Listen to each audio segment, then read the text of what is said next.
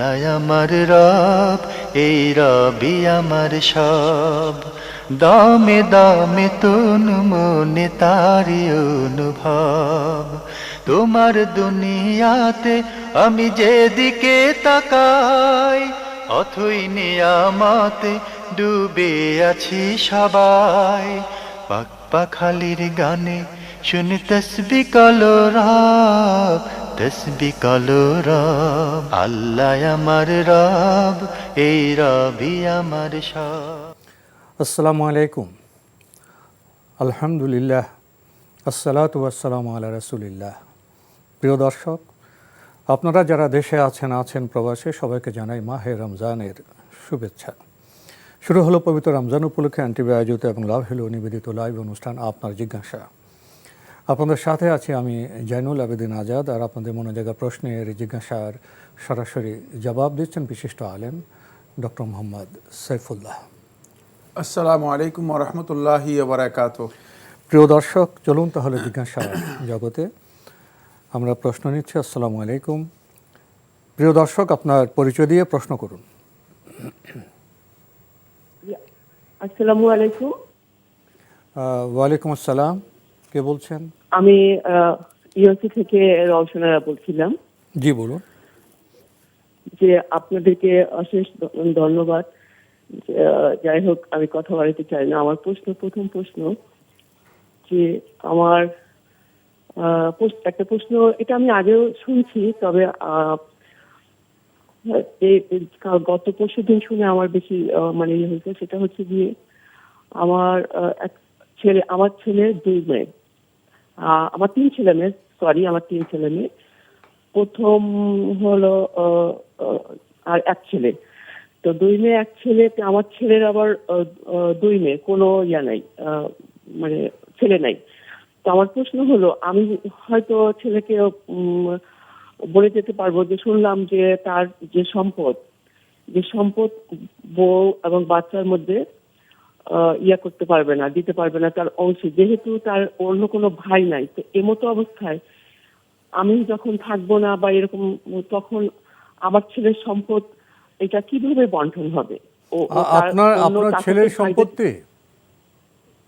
হ্যাঁ, আমার ছেলের 2 মেয়ে, কোনো ছেলে নেই।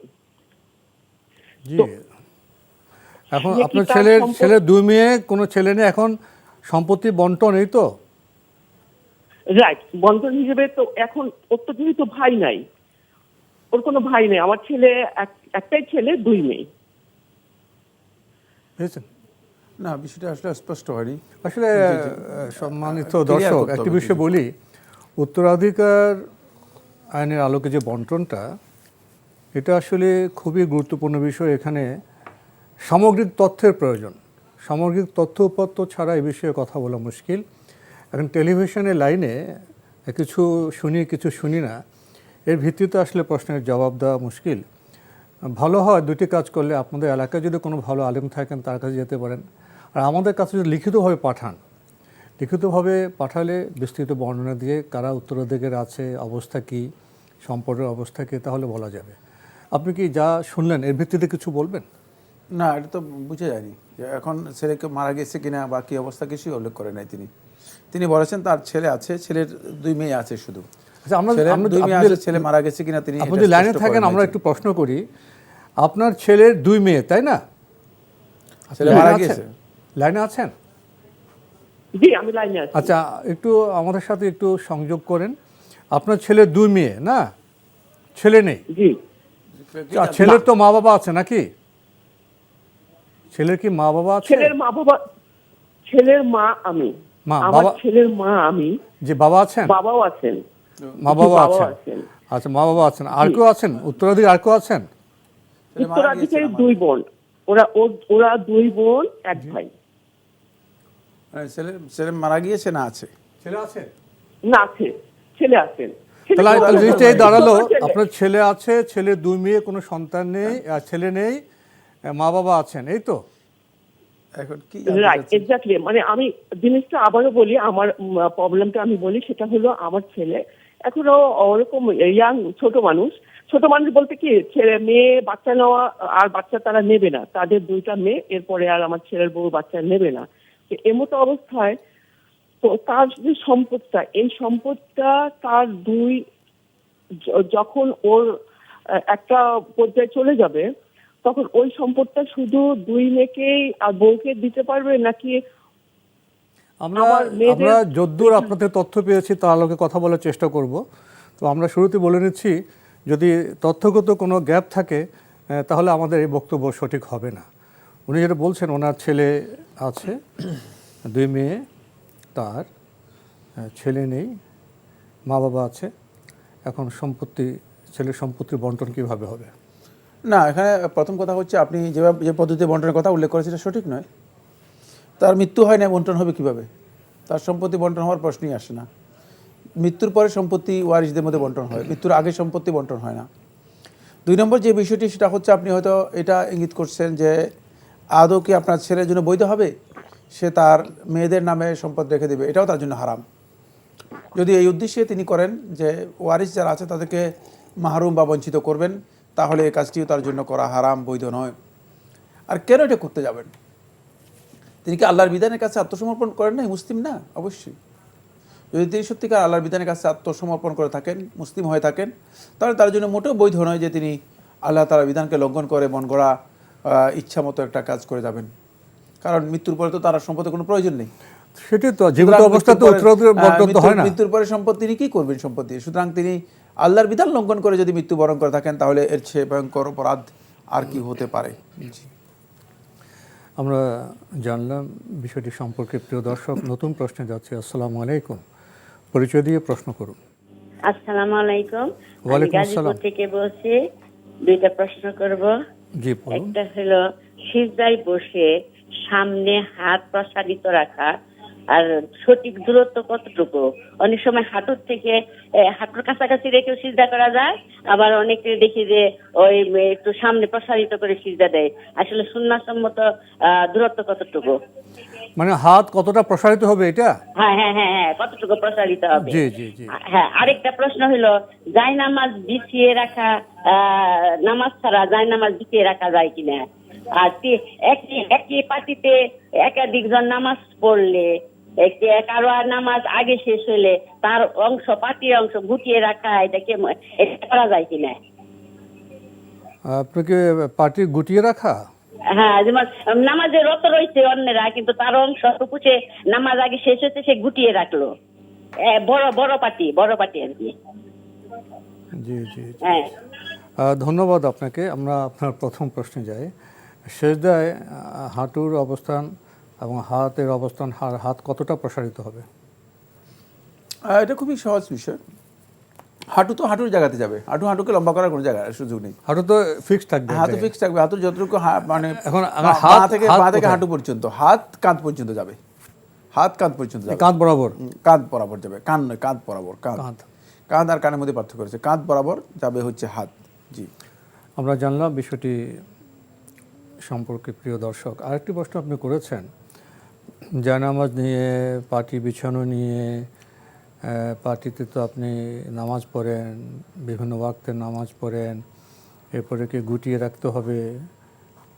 জায়নামাজ বা পার্টি যেখানে নামাজ পড়েন সেগুলি গুটিয়ে রাখার কোনো বিষয় আছে?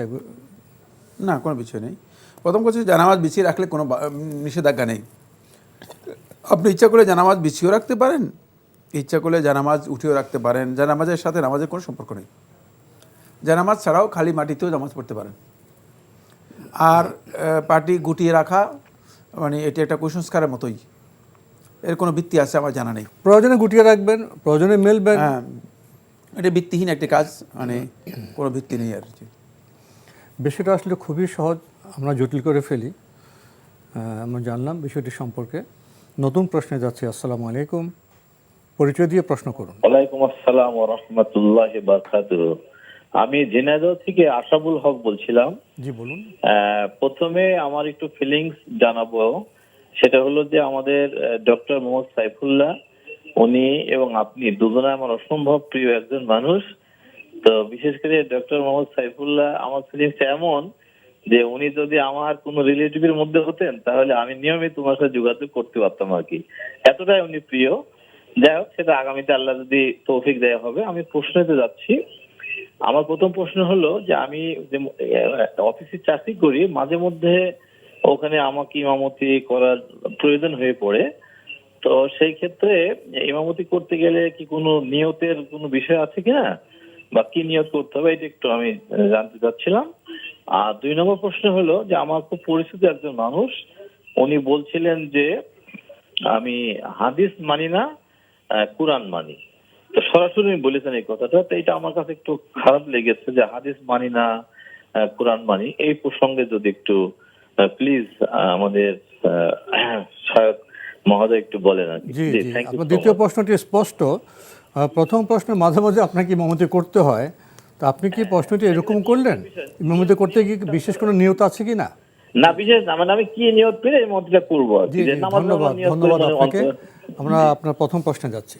হ্যাঁ, তিনি খুবই গুরুত্বপূর্ণ প্রশ্ন করেছেন। প্রথম বিষয়টি হচ্ছে ইমামতি করতে আলাদা কোনো নিয়ত বা আলাদা কোনো পদ্ধতি নেই। তিনি ইমাম শুধুমাত্র মানে যারা তার পেছনে মুক্তাদি হবেন, যে তিনি ইমাম হিসেবে সালাত আদায় করছেন, এতটুকুই অন্তরিচ্ছা করলে যথেষ্ট হবে। শুধু এর জন্য আলাদা কথা বলতে হবে না যে আনা ইমামুল লিমান হাদারা ওয়া লিমান লাম ইয়াহদুর, মানে যে আসছিল যে আসে নাই আজ সকলের ইমাম, এই কথা বলার কোনো প্রয়োজন নেই। আর আলাদা কোনো নিয়ত নেই, ইমামতি করার জন্য আলাদা কোনো নিয়ত নেই। আপনি আপনার নিয়তে দাঁড়িয়ে গেছেন, এরপরে যদি লোকেরা ইক্তেদা করে থাকে শুধু আপনি ইমামতি এর মানে ইন্টেনশন করবেন, অন্তরে ইমাম হিসেবে নিজেকে ইন্টেনশন করলে যথেষ্ট। আর ইমাম এর জন্য আলাদা কোনো বিধান নেই, যেহেতু ইমাম রুকু সিজদা এবং সালাতের যে বিধানগুলো আছে সেগুলো ঠিক একই, কোনো পার্থক্য নেই। শুধুমাত্র অতিরিক্ত যে বিষয়টি সেটা হচ্ছে ইমাম ইয়ার ফাউসাউতাহু ওয়াইয়াজহার, তিনি তার আওয়াজটা উঁচু করবেন এবং উচ্চ আওয়াজে বলবেন, তাকবীরগুলো উচ্চ আওয়াজে বলবেন। কেন? যাতে করে মুক্তাদিরা শুনতে পায়। এটা হলো পার্থক্য শুধু, এছাড়া আর অতিরিক্ত কোনো ইমামতের জন্য আলাদা কোনো বিষয় নেই। সেক্ষেত্রে আলাদা কোনো নিয়ত নেই, আলাদা কোনো পদ্ধতিও নেই। জি, আরেকটি প্রশ্ন আপনি করেছেন যে আপনাদের পরিচিত একজন, তিনি বলেছেন আমি হাদিস মানি না কোরআন মানি, তার এই বক্তব্য কেমন? না, তার এই বক্তব্য, প্রথম কথা হচ্ছে হাদিস মানি না কোরআন মানি কুফরি, এর মাধ্যমে তিনি ইসলাম থেকে বেরিয়ে গেছেন, খারিজ হয়ে গিয়েছেন। দ্বিতীয় হচ্ছে হাদিস মানি না কোরআন মানি, একথা শুদ্ধ না মিথ্যা। তাহলে কিভাবে কোরআন মানলেন? কোরআন কার মাধ্যমে এসেছে? কোরআন কোথায় থেকে পেলেন? আর কোরআনে আল্লাহ রাব্বুল আলামিন 206টি আয়াতের মধ্যে, শেখুল ইসলাম ইবনে তাইমিয়া রাহমাতুল্লাহ বলেছেন 206টি আয়াতের মধ্যে প্রত্যক্ষ এবং পরোক্ষভাবে আল্লাহ সুবহানাহু ওয়া তাআলা তার হাবিব সাল্লাল্লাহু আলাইহি ওয়াসাল্লামকে মেনে নিতে এবং সুন্নাহকে মেনে নিতে, রাসূলুল্লাহ সাল্লাল্লাহু আলাইহি ওয়াসাল্লামের নির্দেশনাকে মেনে নিতে, আনুগত্য করতে নির্দেশ দিয়েছেন। তো রাসূলুল্লাহ সাল্লাল্লাহু আলাইহি ওয়াসাল্লাম আনুগত্য কীভাবে করবে যদি তিনি হাদিসকে অস্বীকার করেন, হাদিস না মানে? কোরআন মানলে তো রাসূলকে মানতেই হবে। আর 4 নম্বর যে পয়েন্টটি সেটা হলো মানে হাদিস, কোরআন মানার জন্য শর্ত হচ্ছে আপনি অবশ্যই হাদিস মেনে নিতে হবে। হাদিস না মানলে কোরআন মানতে পারবেন না। কিভাবে? রাসূলুল্লাহ সাল্লাল্লাহু আলাইহি ওয়াসাল্লাম যেটাকে কোরআন বলেছেন সেটাই হচ্ছে মূলত কোরআন। তো কিসের মাধ্যমে আমরা জানলাম এটা কোরআন? হাদিসের মাধ্যমে। রাসূলের বক্তব্যের হ্যাঁ, মাধ্যমে। রাসূলুল্লাহ সাল্লাল্লাহু বক্তব্যের মাধ্যমে। এটা তো হাদিস। এটা হাদিস তো। সুতরাং তিনি যদি বলেন যে আমি কোরআন মানি, তিনি মিথ্যুক এবং মিথ্যাবাদী এবং কাফির, এটা কুফরি কাজ। কারণ রাসূলুল্লাহ সাল্লাল্লাহু আলাইহি ওয়াসাল্লাম যদি কোরআন মানতে হয় অবশ্যই রাসূলুল্লাহ সাল্লাল্লাহু আলাইহি ওয়াসাল্লাম হাদিসের মাধ্যমে মানতে হবে। হাদিস ছাড়া এটা যে কোরআন, এটা কিভাবে জানলাম? হাদিস তো রাসূলের বর্ণনা, সুতরাং কথা। প্রশ্নই আসে না। তিনি হাদিসকে অস্বীকার করবেন আর বলবেন যে আমি কোরআন মানি, তিনি মিথ্যাবাদী এবং তিনি প্রতারক। প্রশ্ন নিচ্ছে। আসসালামু আলাইকুম, পরিচয় দিয়ে প্রশ্ন করুন। ওয়ালাইকুম আসসালাম। হুজুর, আমার দুটি প্রশ্ন। জি, কে বলছেন? কোথা থেকে বলছেন? আমি তাদের বলছি। বলুন, প্রথম প্রশ্ন করুন। প্রশ্ন হলো, আমি তো প্যারালাইসিস, খাটে বসে নামাজ পড়ি চেয়ার সামনে দিয়া, এর সামনে দিয়ে আমার স্ত্রী এবং মেয়েরা চলাফেরা করলে আমার নামাজের কোনো অসুবিধা হবে কিনা? দ্বিতীয় প্রশ্ন হলো, আমি মাদ্রাসার সভাপতি, তো অনেক বন্ধু বান্ধবকে আমি বলি মাদ্রাসায় কিছু দেওয়ার জন্য, তো ওনারা টাকাটা দেয়, কিন্তু আমি জানি না যে এটা কি যাকাত বা ফিতরা বা দান, তো আমি কি এইভাবে চাইতে পারি বা কেমনি খরচ করবো? আপনি মাদ্রাসার জন্য টাকা চান? জি, আপনি কি মাদ্রাসার জন্য টাকা চান? জি জি, মাদ্রাসার জন্য চাই আমি। এখন যারা দিচ্ছে তারা জাকাতের টাকা দেয় না, ফেতরার টাকা দেয় না, দানের টাকা দেয়, এটা আপনি জানেন না? না, ওটা তো আর জানি না। আপনি তো বলেন যে আমাকে আপনার মাদ্রাসার জন্য দান করবেন, আপনি এটা তো বলেন। না, আমি বলি যে মাদ্রাসার জন্য। ঠিক আছে, আপনি তো এটা বলেন যে আমাকে মাদ্রাসার জন্য দান করেন, এই তো আপনি বলেন, তাই না? হ্যাঁ হ্যাঁ হ্যাঁ, ওইটাই। যে ধন্যবাদ আপনাকে। আপনি নামাজ প্রসঙ্গে প্রশ্ন করেছেন। সামনে চেয়ার থাকে, কি চেয়ারে বসে?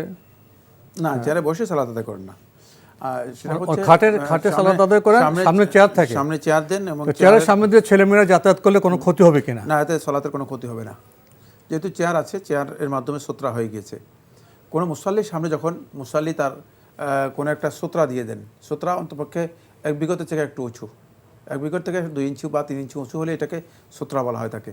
তো এই ধরনের কোনো জিনিস দিয়ে যদি কেউ সালাত আদায় করে থাকেন, তার ওই সামনে দিয়ে যদি কোনো ব্যক্তি অথবা কোনো নারী অথবা কোনো পুরুষ অথবা অন্য কোনো লোক অতিক্রম করে, এতে সালাতের কোনো ক্ষতি হবে না।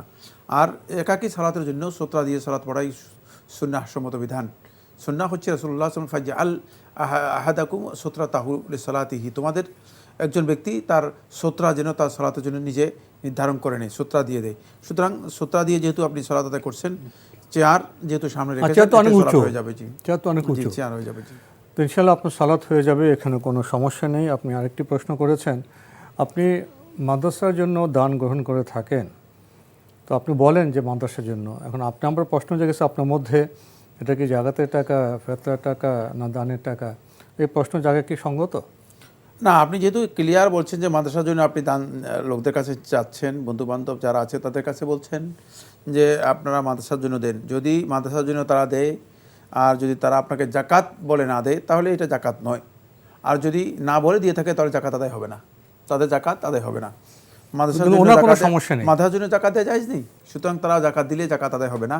সেক্ষেত্রে আপনার কোনো সমস্যা নেই। আপনি যেহেতু ক্লিয়ার বলছেন যে মাদ্রাসার জন্য দান করতে বলেছেন, সুতরাং কেউ যদি সেখান থেকে জাকাত দেয়, তিনি অবশ্যই মুখে বলতে হবে যে আমি জাকাত দিয়েছি, জাকাতের খাতে আপনাকে ব্যয় করতে হবে। কিন্তু মাদ্রাসার জন্য জাকাত দেওয়া জায়েজ নেই, মাদ্রাসায় জাকাত দিলে জাকাত আদায় হবে না। আমরা জানলাম বিষয়টি সম্পর্কে। প্রিয় দর্শক, নতুন প্রশ্নে যাচ্ছি। আসসালামু আলাইকুম, পরিচয় দিয়ে প্রশ্ন করুন। ওয়ালাইকুম আসসালাম ওয়া রাহমাতুল্লাহ। আমি রাজশাহী থেকে বলছি। আমার জি। 2টা প্রশ্ন আছে। আমার প্রথম প্রশ্নটা হচ্ছে, আমরা তো কোরআন খতম ধারাবাহিকভাবে করি, প্রথম থেকে পড়ে শেষ পর্যন্ত পড়ে খতম দেই। তো রোজার আগে যতটুকু হয়েছে, দেখা যায় রোজার 10টাতে যাওয়ার পরে একটা খতম দিয়ে আবার এখন মানে পড়তেছি, এইভাবেই পড়ি। তো অনেকে আবার দেখি যে মানে আগের যেটুকু পড়া থাকে ওটুকু বাদ রেখে রোজার শুরু থেকে শুরু করে। আসলে নিয়ম কোনটা একটু জানাবেন? না, আপনি প্রথমে একবার কোরআন খতম করলেন না? জি, আমার আগের থেকে পড়া ছিল। তারপর কি আবার কোরআন শুরু থেকে শুরু করেছেন?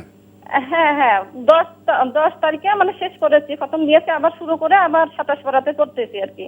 তখন প্রশ্ন কি? তো এটা প্রশ্ন হচ্ছে, এটা কি ঠিক আছে নাকি অনেকে আবার যে মানে আগের যে পড়া থাকে মানে ওইটা বাদ রেখে আবার শুরু থেকে মানে রোজার প্রথম থেকে শুরু করে ওনারা ওটুকু বাদ রেখে আবার মানে খতম দেওয়ার পরে রমজান মাসের পর থেকে আবার যেখানে বাদ জি জি, রেখেছিল ধন্যবাদ সেখান থেকে আপনাকে। আবার আপনার কি আর কোনো প্রশ্ন আছে?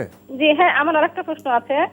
আমার আরেকটা প্রশ্ন হচ্ছে, গিফট মানে স্বর্ণ গিফট বা স্বর্ণ কি মানে মহারণা হিসেবে দেওয়া যাবে? কি গিফট? মানে যেমন ধরেন আমার ছেলের ধরেন যদি বিয়ে, তো আমার অন্যান্য ভাই বোনেরা মিলায় যদি এখন কোনো স্বর্ণের কোনো গহনা টহনা দেয় আমার ছেলের বউকে, আমার ছেলেকে তো আমি গহনা টহনা দিবই মহারণা হিসেবে, কিছু হয়তো কম আছে, তো গিফটের জিনিস আর কি ওইটাও কি আমি সহ কি ওই গহনার সাথে আমার দেয়া গহনার সাথে কি মিলায় আমি কি দিতে পারবো আমার ছেলের বউকে মহারণা হিসেবে গিফটের জিনিসগুলা? আপনার ছেলের বিয়ে, তাই তো? হ্যাঁ তো আপনি কেউ আপনাকে স্বর্ণ গিফট করছে, তাই তো? হ্যাঁ হ্যাঁ, আমার অন্যান্য ভাই বোনেরা। হ্যাঁ ঠিক আছে, গিফট আমার তো বিস্তারিত জানার দরকার নেই। আপনাকে কেউ গিফট করছেন, এটা ভাই না বোন না কি, ওটা তো আমার জানার দরকার নেই। আপনাকে কেউ স্বর্ণ গিফট করেছে, এবং আপনার প্রশ্ন কি? আমার প্রশ্নটা হচ্ছে, সেই গিফটে পাওয়া স্বর্ণটাও কি আমার ছেলের মানে মহারণা হিসাবে আমি কি দিতে পারবো কিনা? মহারানা তো একটা বিষয়, আর আপনাকে গিফট করছে আপনার আত্মীয় স্বজনরা। ঠিক আছে, আমরা যাচ্ছি, শাকের কাছে আমরা যাচ্ছি। আপনার প্রথম প্রশ্ন কোরআন খতম প্রসঙ্গে। ধারাবাহিকভাবে আপনি কোরআন খতম দিয়েছেন, আবার পড়া শুরু করেছেন, তো এখানে সমস্যা কি? না, ইনি ওই প্রশ্নটি আরেকবার করেছেন, আর আজকে আরেকবার করেছেন। খুবই স্পষ্ট বক্তব্য আমরা সেদিন দিয়েছি। আপনি যদি একটু খেয়াল করতেন তাহলে যথেষ্ট হতো। সেটা হচ্ছে কোরআন খতমের ধারাবাহিকতা ঠিক রেখে কোরআন খতম করে যাবেন। সুতরাং রমাদানের কারণে অথবা অন্য কারণে নতুন করে শুরু করার, মাঝখানে স্টপ করে নতুন করে শুরু করার বিধান শুদ্ধ নয়। সুন্নাহ হচ্ছে ধারাবাহিকভাবে খতম করে যাবেন, আবার শেষ হবে, আবার ধারাবাহিকভাবে খতম করে যাবেন। এটা হচ্ছে সুন্নাহ, এটা হচ্ছে তরিকা। এটা আমরা সেদিন বলেছি। তিনি আবার খুবই সহজ একই জিনিস, প্রশ্ন বারবার করেছেন। আমরা এগুলো আসলে জটিল করার কোনো অর্থ নেই। কে কি বললো সেটাও নেওয়ার দরকার নেই। কোরআন খতম অর্থ হলো ধারাবাহিকভাবে খতম করবেন, একবার করলেন আবার ধারাবাহিকভাবে পড়বেন। খুবই সহজ সরল স্পষ্ট বিষয়। এসব বিষয়ে ওসওয়াত পড়বেন না প্রিয় দর্শক। আরেকটি প্রশ্ন করেছেন, আপনার ছেলের বিয়ে, বিভিন্ন আত্মীয় স্বজনরা স্বর্ণের গহনা দিচ্ছে। আর আপনার প্রশ্ন হলো ওই গহনা দিয়ে কি মহারণা শোধ করা যাবে? হ্যাঁ, যদি আপনি মানে ওই গিফটকে আপনি মহারানা হিসেবে মানে দেন, ছেলের বিয়েতে দিতে পারবেন, যদি সেটা গিফট হিসেবে বিয়ের মধ্যে আত্মীয় স্বজনরা না দেয়, মানে এমনি গিফট দিয়েছে, সেই গিফটটা আপনি মহার হিসেবে গিফট পাওয়া তো মালিক হয়ে গেলেন, তাই না? এখন সেটা আপনি গিফট হিসেবে আপনাকে যদি দেয়, তাহলে আপনি সেটা মোহরের জন্য তাকে মানে মোহর হিসেবে তাকে দিতে পারবেন, মানে তার স্ত্রীকে দিতে পারবেন। কিন্তু যদি স্ত্রীকে গিফট হিসেবে দেয়, তাহলে তো মালিকানা আসলে মানে আপনার নয়, তখন স্ত্রীর হয়ে যাবে। সেটা গিফট হবে। এখন যদি গিফটটা যদি ছেলেকে দেয়, তাহলে ছেলে মালিক, ছেলে মহারণা শোধ করতে ছেলেকে পারবে। যদি দিয়ে থাকে তাহলে ছেলে মালিক হবে। সেক্ষেত্রে ছেলে সেটাকে গিফট হিসেবে দিতে পারে, মোহরানা হিসেবে দিতে পারে। তবে গিফট এর বস্তু মোহরানা হিসেবে না দেয় ভালো সঙ্গত। কারণ হচ্ছে মানে এতে যিনি মোহরানার ক্ষেত্রে যিনি প্রতারণার আশ্রয় গ্রহণ করবেন, তিনি তো বরকত পাবেন না, বিয়ের মধ্যে বরকত পাবেন না। মোহরানার ক্ষেত্রে প্রতারণার আশ্রয় গ্রহণ করা বিয়ের বরকতকে ছিনিয়ে নেয়, নষ্ট করে দেয়। এই জন্য মানে বিয়ের বরকতের মধ্যে একটি বিষয় হচ্ছে যে মোহর নির্ধারণ করে মোহর পরিশোধ করে দেয়া। প্রশ্ন নিচ্ছি। আসসালামু আলাইকুম, পরিচয় দিয়ে প্রশ্ন করুন। আমি সিরাজগঞ্জ থেকে বলছিলাম। আমার প্রশ্ন, ওই তাহাজ্জুদের অক্ত কয়টার থেকে শুরু হয়? আর একটা তাহাজ্জুদের অক্ত, তাহাজ্জুদ নামাজের অক্ত কয়টার থেকে শুরু হয়?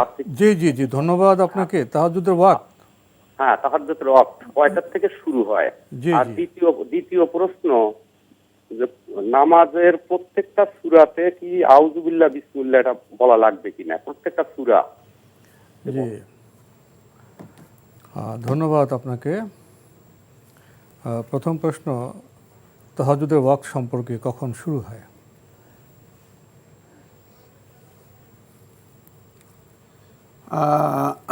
আপনি তাহাজ্জুদের ওয়াক্ত কখন শুরু হয় এটা প্রশ্ন করেছেন। তাহাজ্জুদ হচ্ছে রাত্রের ঘুম থেকে জাগার পর যেই সময়, এটাকে বলা হয় তাহাজ্জুদ। সুতরাং ঘুম থেকে জাগার পরই তাহাজ্জুদ। আর এর রাতের নামাজ এবং তাহাজ্জুদের শুরুর টাইম হচ্ছে যেটা, সেটা হলো রাত্রের শেষ তৃতীয়াংশ। এখন সন্ধ্যা হয় আমাদের 6টায়, 6 থেকে আপনি 6টা 10 বা 6টা মানে 10 ভাঙতি সময় ধরার বিধান নেই। তো এখন এর থেকে আপনি হিসাব করলে দেখবেন যে যদি আপনি 12টা বা 12:30 দিকে বা 1টার দিকে যান, 1টা বা 1:15টায় মানে আপনার রাতের শেষ তৃতীয়াংশ ঢুকে যাবে। মানে 1:15 বা এর কাছাকাছি সময় 1/3 এবং কিয়ামুল লাইল, রাত্র জাগার সময়। এই সময় আপনি কিয়ামুল লাইল করতে পারেন, রাতের নামাজ পড়তে পারেন। আর এই সময় জাগতে পারলে সেটা হচ্ছে তাহাজ্জুদ। জাগার নাম হচ্ছে তাহাজ্জুদ। ঘুম থেকে জাগার নাম, তাহাজ্জুদ কোনো সময়ের নাম নয়, ঘুম থেকে জাগার নাম। কিন্তু সময়টা হচ্ছে রাতের শেষ তৃতীয়াংশ, যেটা 1:15 বলেছি, 1:15 বা 1:20 হতে পারে সর্বোচ্চ। জি। আরেকটি প্রশ্ন করেছেন, সালাতে যখন সূরা পড়েন তো উনি বলছেন প্রত্যেক রাকাতে শুরুতে সূরার শুরু থেকে আউযুবিল্লাহ না, বিসমিল্লাহ পড়তে হবে? প্রত্যেক রাকাতের শুরুতে আউযুবিল্লাহ বিসমিল্লাহ পড়তে হবে না। আউযুবিল্লাহ শুধুমাত্র প্রথম রাকাতে পড়বেন, এরপরে বিসমিল্লাহ দিয়ে শুরু করবেন। সূরা ফাতিহা বিসমিল্লাহ দিয়ে পড়বেন, বিসমিল্লাহ সহ সূরা ফাতিহা পড়বেন। জি, কারণ সূরা ফাতিহার সাথে বিসমিল্লাহর সম্পর্ক রয়েছে। আলেমদের একদল আলেম বলেছেন বিসমিল্লাহ হচ্ছে সূরা ফাতিহার অংশ, সুতরাং বিসমিল্লাহ দিয়েই সূরা ফাতিহা পড়বেন। জি, তো আমরা মোটামুটি জানলাম আপনার প্রশ্নের জবাব। তো সময়ের কারণে আমরা তো আজকে আর প্রশ্ন নিতে পারছি না। ডক্টর মোহাম্মদ সাইফুল্লাহ, আপনি কষ্ট করে আমাদের স্টুডিওতে এসেছেন, আপনাকে অনেক ধন্যবাদ। আপনাকে অনেক ধন্যবাদ। বারাকাল্লাহু ফিকুম। প্রিয় দর্শক, আমাদের অনুষ্ঠান আপনারা এনটিভি অনলাইনেও দেখতে পারবেন, ভিজিট করুন www.ntbbd.com। এছাড়া ইউটিউবে এবং আমাদের ভেরিফাইড ফেসবুক পেজেও অনুষ্ঠান দেখতে পারবেন। প্রিয় দর্শক, ইনশাল্লাহ দেখা হবে আগামীকাল একই সময়ে। মহান আল্লাহ আমাদের সবাইকে নিরাপদে রাখুন, রাখুন শান্তিতে। আসসালামু আলাইকুম। আল্লাহ আমার রব, এই রবি আমার সব, দামে দামে তন মনে তারি অনুভব। আল্লাহ আমার রব, এই রবি আমার সব।